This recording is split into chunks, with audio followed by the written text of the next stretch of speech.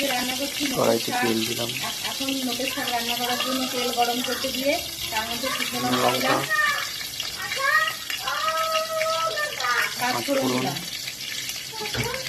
এবার ভাজা ভাজা করে নিতে হবে। একটু গরম হলে শাকটা ভাজবো।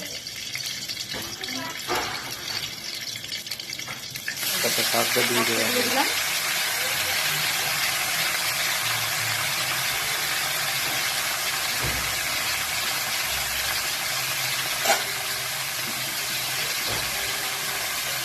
হলুদ দিলাম, হলুদ দেওয়া হলো,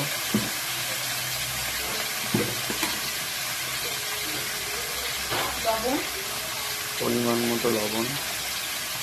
আগে লবণ একটু কম দেওয়া ভালো।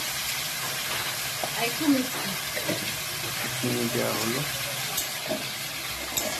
নাড়াচাড়া করা হচ্ছে। ফোড়ন দেওয়া হলো, ফোড়ন যাতে ভালো মশলার সাথে মিশে যায় তার জন্য হলো। চাপা দিয়ে দিলাম। চাপা দিয়ে দেওয়া হচ্ছে। নোটের শাকটা 2 কিলোমিটার সেটা একটু দেখছি কতটা সেদ্ধ হয়েছে, এখনো হয়নি, আরো হবে।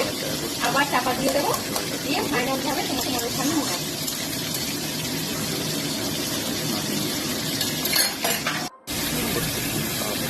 এই দেখো নোটের শাক রান্না করা কমপ্লিট, এবার নামিয়ে ফেলবো।